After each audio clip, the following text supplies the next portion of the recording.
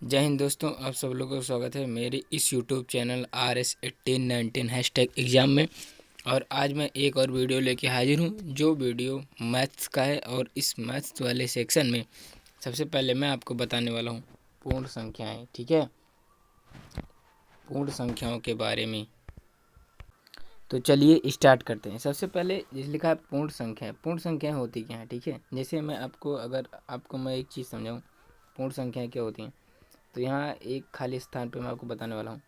ठीक, जैसे पूर्ण संख्या वो संख्या होती हैं, जैसे कहने का मतलब जब 1, 2, 3, 4, 5, 6, 7, 8, कहने का मतलब जब जीरो छोड़ के लिखा जाता है, जीरो को छोड़ करके 1, 2, 3, 4, 5, 6, 7, 8, 9, 10, तो ये होती हैं प्राकृतिक संख्याएं। मेरी बात ध्यान सुनिए, क्या होती हैं? ये होती हैं प्राकृतिक संख्याएं। ठीक है, क्या होता है? प्राकृतिक संख्याएं।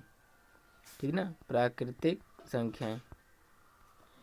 लेकिन जब इन्हीं प्राकृतिक संख्याओं में, ठीक है मेरी बात है, जब इन्हीं प्राकृतिक संख्याओं में जीरो को भी ऐड कर दिया जाता है, कहने मतलब 0, 1, 2, 3, 4, 5, ठीक है, जब इन प्राकृतिक संख्याओं में जीरो ऐड कर दिया जाता है तो ये हो जाता है पूर्ण संख्या। ठीक है, होल नंबर।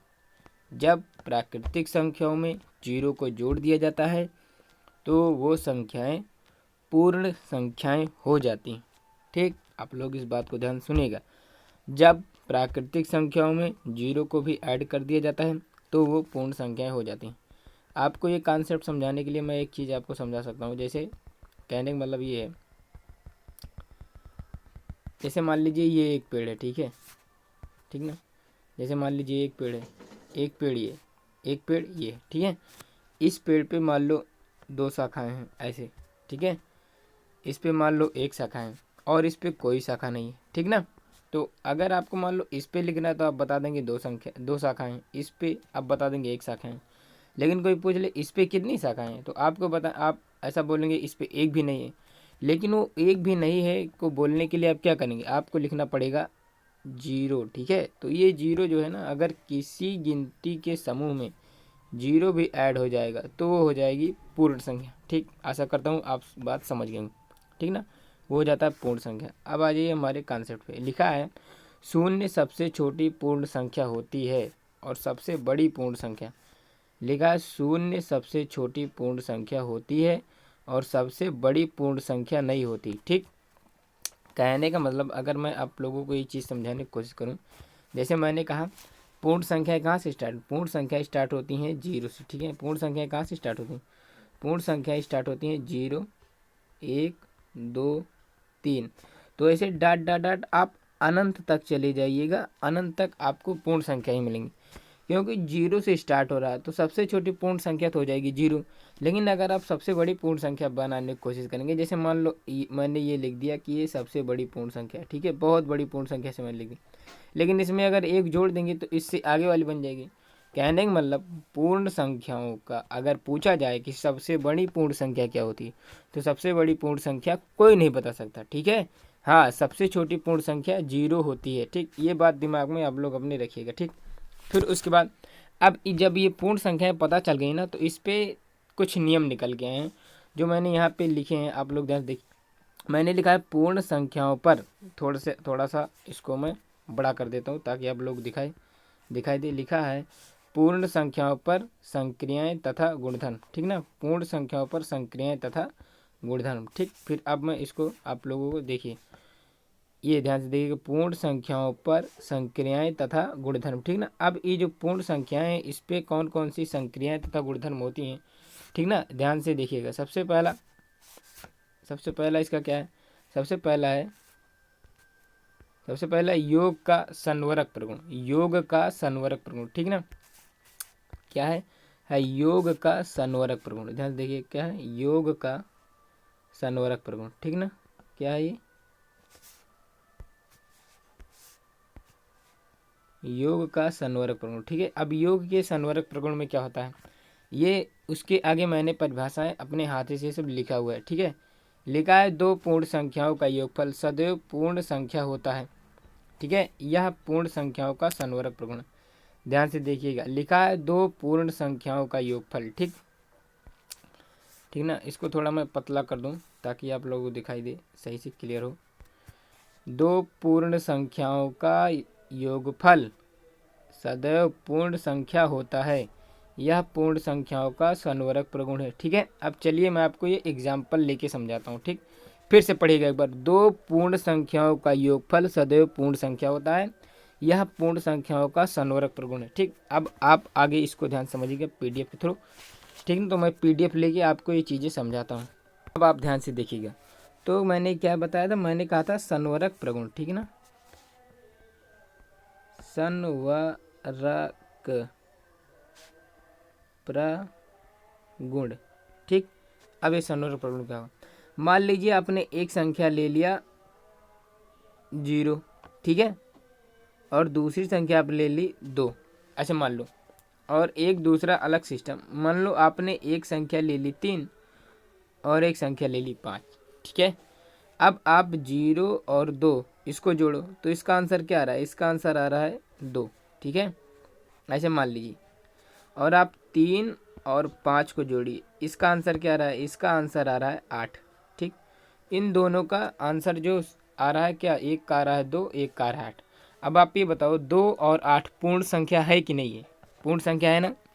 2 भी पूर्ण संख्या है और 8 भी पूर्ण संख्या है। ठीक ना, 2 भी पूर्ण संख्या है और 8 भी क्या है, पूर्ण संख्या है। और जो मैंने ये 0 और 2 और 3 और 5 ये दोनों जो मैंने जोड़ा ये भी पूर्ण संख्या है। तो वही वो समझाना चाह रहा है कि दो पूर्ण संख्याओं का योगफल सदैव पूर्ण संख्या ही आएगा। ठीक है, ये चीज़ आप समझ जाइए, दो पूर्ण संख्याओं का योगफल सदैव पूर्ण संख्या ही आएगा। ठीक, अब ये तो हो गया योग का संवर्णक प्रगुण। आशा करता हूँ आप लोग समझ गए होंगे। ये है मैंने एग्जाम्पल दे के आपको समझाया। ठीक है, आप इसको दिमाग में आए तो इसको नोट भी कर लीजिएगा। ठीक, अब आ जाइए आगे। अब आगे क्या है, अब आगे लिखा है योग का क्रम विनिमय प्रगुण। ठीक है, अब आप इसको ध्यान से पढ़िएगा, योग का क्रम विनिमय प्रगुण फर्स्ट लिखा है। ठीक, फर्स्ट क्या लिखा है, लिखा है दो पूर्ण संख्याओं के योगफल पर संख्याओं के क्रम का कोई प्रभाव नहीं पड़ता। ठीक, ध्यान से लिखिए, लिखा है दो पूर्ण संख्याओं के योगफल पर संख्याओं के क्रम का कोई प्रभाव नहीं पड़ता। ठीक है, मैं आपको ये चीज़ें एग्जाम्पल के थ्रू समझा रहा हूँ, ध्यान समझिएगा। ठीक ना, क्या क्या था ये था योग का क्रम विनिमय प्रगुण। ठीक ना, योग का क्रम विनिमय प्रगुण। ऐसे मैं थोड़ा यहाँ पे लिख रहा हूँ, क्रम विनिमय, क्रम विनिमय प्रगुण। ठीक है, मैं बोल रहा हूँ, आप लोग सुनने पे ज़्यादा ध्यान दीजिएगा। क्रम विनिमय प्रगुण। ठीक, जैसे मान लीजिए आपने एक संख्या ले ली 3, एक संख्या ले ली 5। ठीक है, ये 3 5 तो मैंने पहले से लिया था। आप एक काम करो, आप एक संख्या लो 7 और एक संख्या लो 8। ठीक है, एक संख्या 7 हो गई, एक संख्या 8 हो गई। अब आप इसको एक तरीके से जोड़ो, 8 और 7, 8 7 क्या हो जाएगा, 8 7 हो जाएगा 15। ठीक है, 8 7 क्या हो जाएगा, 8 7 हो जाएगा 15। फिर आप 7 और 8 जोड़ो, ये भी क्या हो जाएगा, ये भी हो जाएगा 15। ठीक ना, तो देखो जब आपने 8 पहले लिखा और 7 बाद में लिखा, ठीक है, आपने क्या किया, 8 पहले लिखा और 7 बाद में लिखा, तब भी उसका आंसर जोड़ने पे क्या है, आंसर जोड़ने पे आया 15 ही आया। ठीक ना, तब भी उसका आंसर क्या है, तब भी उसका आंसर 15 ही है। लेकिन जब आपने 7 पहले लिखा और 8 बाद में लिखा, तब भी आपने जब जोड़ा तो उसका आंसर क्या है, उसका आंसर 15 ही है। कहने का मतलब अगर कोई दो पूर्ण संख्याएं हैं और उनको यदि आप जोड़ रहे हो, ठीक है, तो उनके जोड़ की क्रिया में क्रम का कोई प्रभाव नहीं पड़ता है। ठीक है, हो सकता है घटाव, ठीक है ना, घटाव की क्रिया में क्रम का प्रभाव पड़े, लेकिन क्रम विनिमय प्रगुण का प्रभाव जोड़ की प्रक्रियाओं में बिल्कुल भी नहीं पड़ता है। ठीक, का प्रभाव बिल्कुल भी नहीं पड़ता है। ठीक, अब आ जाइए दूसरे प्रगुण पे। ठीक ना, दूसरा प्रगुण क्या है, अब ये हो गया। ठीक, अब उसके बाद इसकी अगली विशेषता है योग का तत्समक अवयव। ठीक ना, क्या है, योग का तत्समक अवयव। कहने का मतलब इसमें क्या है, लिखा है किसी भी पूर्ण संख्या, ठीक है, ध्यान से देखिएगा, इसमें क्या है, लिखा है किसी भी पूर्ण संख्याओं में यदि शून्य को जोड़ा जाता है तो योगफल वही आता है। बस इसमें यही समझना है कि जब किसी भी पूर्ण संख्या में, ठीक है, थोड़ा मैं बड़ा कर देता हूँ, ध्यान से देखिएगा। लिखा है किसी भी पूर्ण संख्या में, ठीक ना, ठीक, क्या किसी भी पूर्ण संख्या में यदि शून्य जोड़ा जाता है तो योगफल वही आता है। कहने का मतलब ये है, ठीक, जैसे कोई पूर्ण संख्या, मान लीजिए आप पूर्ण संख्या, कोई भी पूर्ण संख्या ले सकते हैं। मान लो आपने ले लिया यहाँ पे, ठीक, मान लो आपने ले लिया 3, ठीक है, ये 3 हो गया।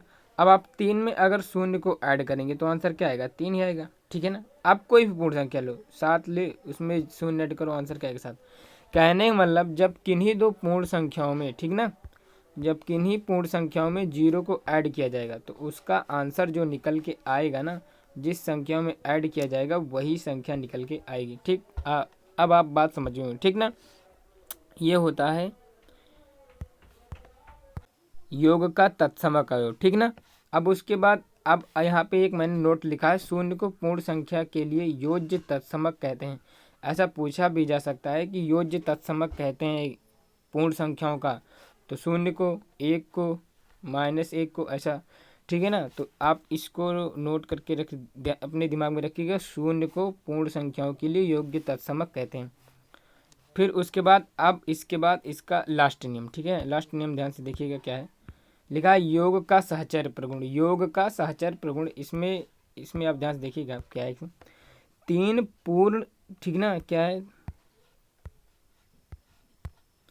3 पूर्ण संख्याओं को क्रम में जोड़ते समय किन्हीं दो पूर्ण संख्याओं का समूह पहले बना लेते हैं, बना लेने से, ठीक ना, ये देखिए ये, ठीक ना, किन्हीं पहले से बना लेने से योग फल में कोई अंतर नहीं पड़ता, यह योग संक्रिया का प्रगुण है, ठीक है।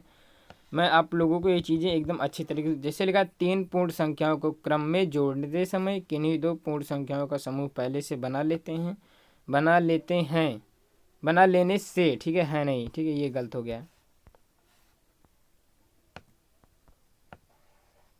ठीक ना, बना लेने से योग फल में कोई अंतर नहीं पड़ता और यह योग संक्रिया का, और यह योग संक्रिया का साहचर्य प्रगुण है, ठीक है ना। अब ये साहचर्य प्रगुण मैं आपको एग्जांपल लेके समझाने वाला हूँ, ठीक। जैसे अब आप लोग ध्यान देखिए, मान लो आपने एक संख्या ली, ठीक है, मान लीजिए किसी ने एक संख्या ली 3 और दूसरी संख्या ली 4, तीसरी संख्या ले ली 7, ठीक है। तो अब आप एक काम करो, पहले 3 और 4 को जोड़ लो, फिर उसके बाद इसमें 7 जोड़ो, तब भी आंसर वही आएगा जो आंसर आप पहले 4 और 7 को जोड़ करके उसके बाद इसमें 3 जोड़ेंगे तो आएगा, ठीक है। उसके बाद इसमें 3 जोड़ेंगे तो आएगा। मेरी बात समझेंगे नहीं?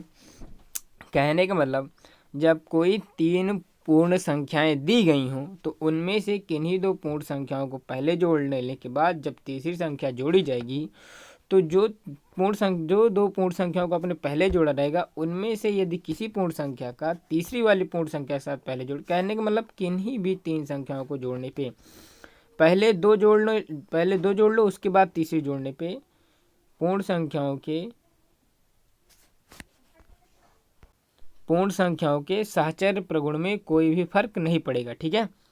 आप लोग ये चीज़ ध्यान से देखिए। आशा करता हूँ आप लोगों को मेरी बात समझ में आएगी और वीडियो अच्छा लगा होगा।